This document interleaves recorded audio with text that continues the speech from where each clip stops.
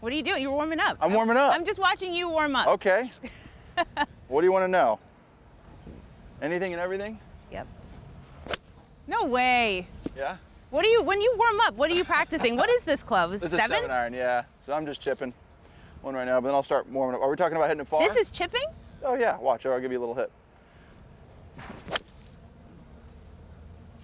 What distance is chipping to you? Oh, just warming the body up, like 7-iron, 205, like nothing. And then I go start hitting it. I get it around 220, 220 yards.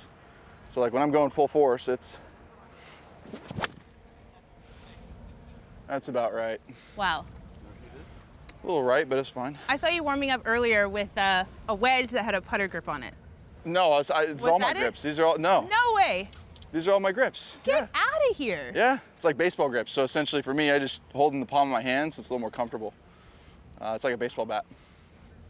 Yeah. Yeah. So do you practice like knockdown wedges, 3/4 shots? I practice everything. So I mean, if we go to the wedges, I don't know if Yeah. that's what you guys want to see, but. We want to see it all. Okay. We've seen the driver, but we want to see this. So it's funny, I do a lot of 10 o'clock shots, which is about shoulder height, where the hands are. And then I go past it about 10:30, and then full is 11 o'clock. Okay. So 10 o'clock, 10:30, 11, and I have 9 o'clock as well, which is parallel, shaft parallel to the ground. And so I have all those distances measured out and figured out for me, and I just hit those marks. When you warm up, you always start with the 7. You don't start wedges all the way. No, it goes up? wedges. It goes wedges and goes up. But just right here in Just this right now. instance, yeah. just working on that. Sometimes I like really topping the ball, just clipping it, just for radius control. I'm totally kidding, by the way. Don't even. I was gonna ask a follow-up. I was like, there's no way. Let me try and top it though perfectly. Nope. Let me give you one more. You do not do this on a regular basis. Oh yeah, all the time. There we go. Just work on topping it, controlling the radius. There's absolutely no way I'm gonna top a All purposefully right, here, top it. get a club and let's see you do it real quick. Oh I'll gosh. give you one. Camera guy's gonna have to move out of the way. A purposeful top is gonna be a dangerous shot. Come on, let's see it. So what I do is I tap the top of the ball just to kind of give my brain an awareness of where that is. What? Yeah. There you go. See? That's what I'm talking about. But what does that do? What does that do for an average player or for anyone? So it gives you an awareness of where the bottom of the club is. Okay. So a lot of people don't realize that when they're chunking it or whatnot, they don't have an awareness of where that bottom of the arc is. Right. And so for me, what I try and accomplish sometimes is like, I'll hit down and on top of it as well. So I'll be like going down on top of it, so it gets a low top and a running top. And then I can top it really short, which is almost like I'm coming up on it, and it comes out higher. Right. So I work on like how I'm working the club up or working the club down. I know it's a crazy drill. People think I'm nuts for it, but I've done it since I was a kid. My old coach, Mike Shy, we did it all the time. I did it at US Junior. Yeah. I had coaches watching me and I was like hitting it bad and he's like, just go back to controlling radius. And that's what I did. And all the college coaches just went, zoom, gone. Well, this is a wedge. So when I hit up on a driver. So does it go up, right, when you're going so this longer? No, I still hit down on it, but the hands don't go down. So I still rise the club up, but the club goes down.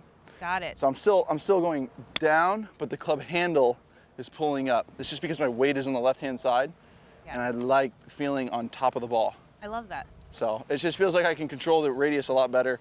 I can control impact a lot better. I can de-loft it better. Because if I'm behind the ball, there's a lot of chunking and weird stuff that can happen. Yeah. And it flights the ball down a lot lower. So I can control trajectory a lot better. When you were recovering, how are you doing with your hand now? Oh yeah, it's definitely better. It's not 100%, but it's getting there. Probably about another month before that whole area starts to stop swelling all the time. This is what it is. It looks now like you can tell people it was a shark bite. Right? Or I always tell people I'm just smiling, all the time. Like the Joker. Okay, let's not go there. But yes. So in terms of rest and recovery, what did you do to get back to golf? Well, so I rested for a while, didn't use it for probably 5 weeks.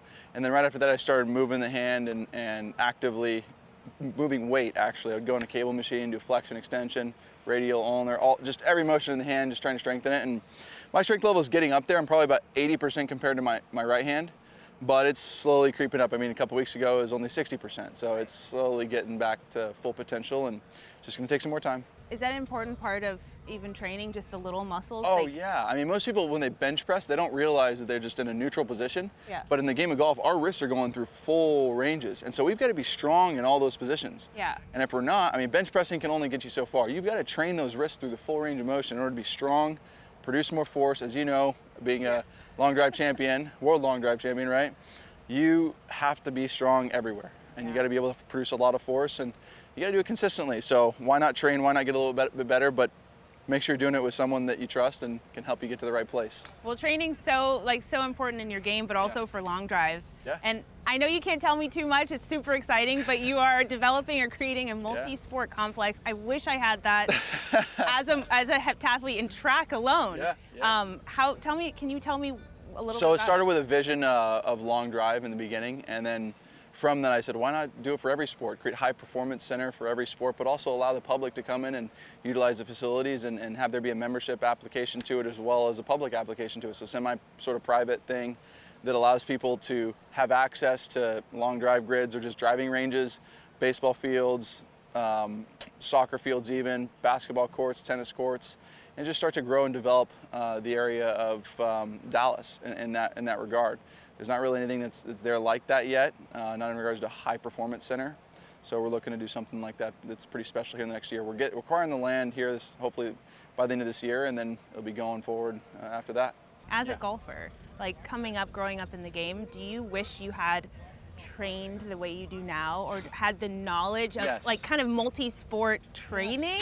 Yes. I trained different sports when I was younger, but I also didn't train this way to get stronger and faster and more athletic. I didn't do that. It was just golf, and there's golf specific training, that's great, but then there's a whole strength, power aspect to it that a lot of people miss that I'm now starting to incorporate, and I haven't been able to get up to levels that I've wanted to because of the hand. But again, you're only as strong as your weakest link, and that was my weakest link, and I didn't take care of it in the correct way. So make sure you're taking care of every part of your body. I'm talking your toes all the way to your neck, to your whatever it is. You got to make sure everything's proportional and working the right way. So is that your excuse why you only beat my longest drive by 1 yard? Oh, thanks. Yeah, appreciate that. Yes, that's actually accurate. She can get way farther than me, probably. Oh, I wish. 402 and 403, you still got me, but that's awesome. great. That's awesome. Want me to hit a couple long drives for you here in a little bit? It. Okay, let me get warmed up. Yeah. I'll try and get it to like 205 today. Talking driver, right? Yeah. Okay. So that was. You did it with a 3-wood. Like, I have. the other day, so. You took Oh, you like your own Instagram. That's Oh, you're All right, now we're gonna start moving. drivers. Yeah, just hit a couple hard ones. So this is the fun part. This is what I love doing. This is my favorite thing. In golf currently. How did you play the par, what was it? Hole number 5, par 5, 623? So I hit it in the rough, unfortunately, on the right, and then to lay up, but I normally have like 5-iron in, something like that. If I hit it good.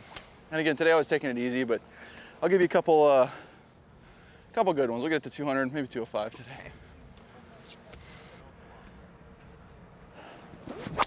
Woo! 95, we'll get to 200 real quick. Yeah, give me a couple more. Do you play pretty aggressively, like full speed send on the No, course? no. No, not yet. I mean, one day I'll be over 200 mile an hour ball speed consistently, but I don't have the body control and the acceleration profile to get up there quickly. It's still too much speed on the backstroke to create that momentum, to create the extra speed I'm getting right now. Because when I get up on the golf course, it's a lot more stagnant and more controlled. I'll get there eventually, but not yet. Then I'll go to long drive mode here.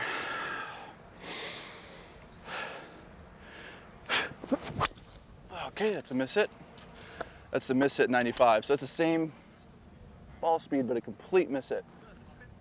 That's funny, because that's one of my favorite ball flights, the push. Yeah, they look great. I love the They don't push. go very Doesn't go far, but it just looks straight. It's whatever. It's a miss, but looks good. There it is. 98, we'll get to 200 here just a sec.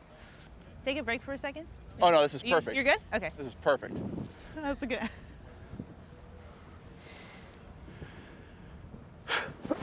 Oh, Woo! 201. 201, there you go. 201. Just casual. Aw. I wish I could do that on the golf course every time.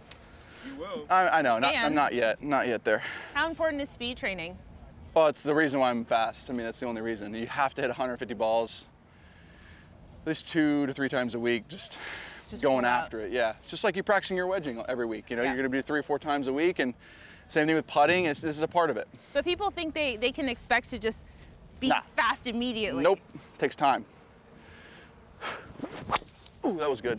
Ooh, that was fast. It was 201. Nah, I'm a little low, but it's still perfect. What's your gear shift to get from 190 to being more of an athlete and just more motion. But do you see in the backstroke when he's doing long drive, he's like loading up way more. So he's really like using all of his weight actually to get up here and then unweight again and push off the ground. Correct. Yeah. Oh, that was fast. Ooh. 203. Was that? That's 203. That was better. Yeah. That was better. Hey. 2 more. Let's go. All right, now I just have to like, so you got to go kind of a little psycho here. That's what he's really good at. Going psycho? There you go. Come on. 206. There you go. Oh! Let's go. 206. That was fun. That was deep. Yeah. That's a good spin rate too. I'm done. I'm done. That was perfect. I mean, that's solid for like a day before. There was like maybe 2 pushes. Everything else was a draw. Just go. Thank you. It was a good session. Yeah, that was fun. It really was. Anyway, guys, this is something that I would love to showcase to the world at some point. You guys need to see these athletes. They're incredible. And one day you will, hopefully soon. But for now, thank you. It's been an awesome opportunity. Live golf, baby. Let's do it.